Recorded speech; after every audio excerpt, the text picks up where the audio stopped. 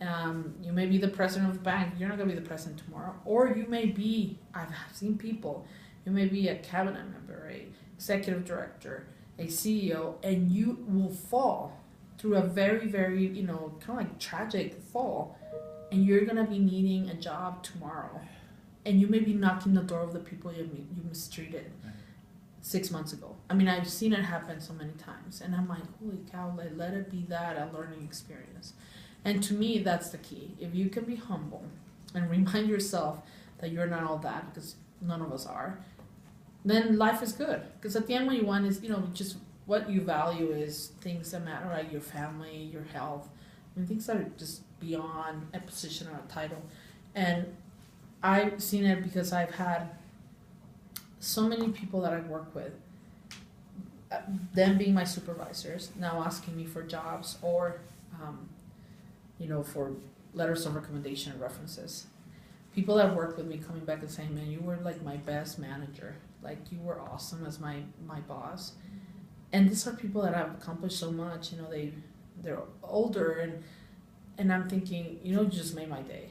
Because if I was a good leader for you when you had a PhD and you were 35 years older than me, and you can say I was a good leader, you just made my day. I mean, I was 24 trying to make it, and here you are telling me that I was a great boss, even though you're younger than your daughter's age, But that's because I was humble. I mean, I was humbled by the idea that I was a leader of this individual. I'm like, how can I be the boss of this person? She has a PhD.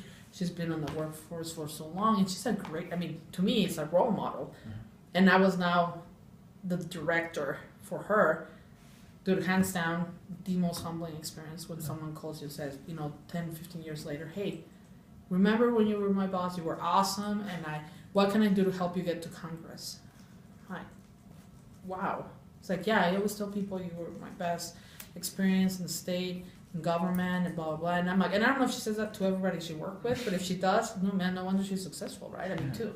So to that point, I just, I've learned that you're gracious, you're appreciative, and you learn to say thank you and count your blessings, because tomorrow I'm going to be a totally different place. So right now I always tell my husband, like, look, if I lose my job or something happens, I can knock on a lot of doors, and I know people will not say you were rude or mean to me, because I try to be just as humble as possible, and that's to me the biggest thing you can be as a leader. And last question.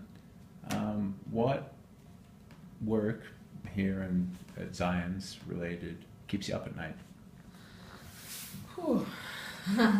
So the legislative stuff keeps me up at night a lot more than I would say science. So with science, what keeps me up at night is getting to my goals, right? So if I have a goal, I need to fulfill my goal for my boss that trusted me with that position and keeps signing my checks, and so if I have to turn in a report, if I have to get a client to close on that deal, that could keep me awake if I'm not getting the deal closed. With the legislature, it's horrible because it's so out of my control, a lot of it. I mean, I'm one vote out of 104 votes, right? I mean, I acknowledge that. But for example, I'll give you an example. I was working for a bill on the putative father's registry. So if you've never had a child outside of wedlock, you probably don't know what a putative registry is. But that's where biological fathers register when they believe a woman may be carrying their baby, but they're not married. He has no rights, so you have to go fight for the child's rights. So don't ask me how I get involved in something like that, because I've never had to register, because obviously not me, and I don't actually know that many people that have been through that process, but it's a real issue. So for the last 4 years, I've been running all these bills on consider father's rights, which is like odd for a Democrat, for a woman, but it's been to me an issue of justice. I mean, like, it opened a big other thought on justice for me. And I had been working on this bill, and I had it support, and we had it all done, and got to this committee last session. I even had Fox National running a story. They came from Denver, making national news of something like this. We're like state of the art, state of Utah promoting a national Putative Fathers Registry, national registry, and we're going to create a compact and awesome stuff. Took me 2 years to get to that language on that bill, to have the Senate pass it, everyone supporting it. I get to the House committee a day before the last day you can bring a bill to a committee, so we can go on and vote it on the floor. And it gets killed.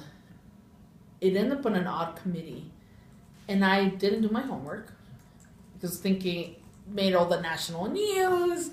Everybody knows about this, and there was this legislator that for his life, determined to A, give inaccurate information, very inaccurate information, but B, kill the bill. He was determined, and he killed it in committee. And I couldn't believe it. I think I cried for like 3 days nonstop because I just couldn't believe it. And I'm like, what am I going to do? And so I'm thinking, so anyways, fast forward to now, this next session, and I'm bringing back the bill, and here it goes again.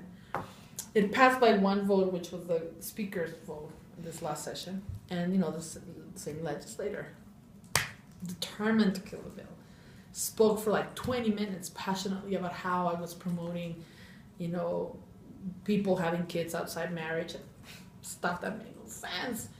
And, it was just horrible. Anyway, so he comes back to me and says, so I saw it dying.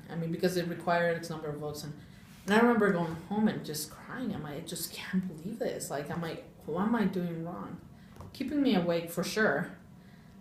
But also I was very harsh on myself because I had to be reminded, and my husband, thank goodness, because he's been through all of this, and he obviously gets a lot of what I go through in this work line. He was like, you understand this is not your fault. You can't control everything. This is a legislative process. This may be the biggest thing in the world. This may be about saving lives, like Medicaid expansion, which I will pull my hair out because I can't believe they won't vote for something for covering people. I'm like, are you serious? How do you sleep at night? I call them unethical. Made national news because I call them unethical. Him and the governor, and then I wanted them to have PCN for all legislators so they knew how bad that healthcare coverage is. So, I lose sleep on that all the time, and I have to be reminded sometimes that I can't take that home because it's really hard, and B, that I have no control over everything. And with my bill, which ended up passing, like I said, by the vote of the Speaker of the House, and he just looked at me like, you're gonna owe me forever. That was a decisive vote, and it's a horrible place to put a Speaker of the President when they have to make the decisive vote, or yeah or no in a bill, because you kill the whole thing or pass it. It passed, and at the end I was like, my gosh, I'm glad it passed, but I was like, I wonder if I'm losing hair, I may be dying. I don't know, I'm ulcer, and it happens. I think on the legislative stuff and the budget stuff, when you can't get enough funding for the program for children with autism, you cry. I've cried more than once. I serve in social services, and there's not a single session where I don't go and cry when we can't fund some of the programs for children with disabilities, specifically children with disabilities. I can tell you there hasn't been a single session where I don't cry. And I don't do it in public. I try not to. I've done it before, which is embarrassing, and I profoundly apologize. I'm sure nobody wants to see anyone crying, but it's because it's that emotional. It's that hurtful to think that people will go without help in the most powerful country in the world because we choose to make a decision. It's not even a fiscal decision anymore. For many of them, it's an ideological decision, and that is hard. So as a legislator, it's very emotionally draining. Mm-hmm. So for 45 days, I think my kid, especially my daughter, she already knows. It's mom is half not there. My husband, of course, but he's been through that himself. But it's rough. It's tough in your family, and it's tough on yourself. And even if you're not eating, you're gonna gain weight. It's just even physically, it takes a toll on you.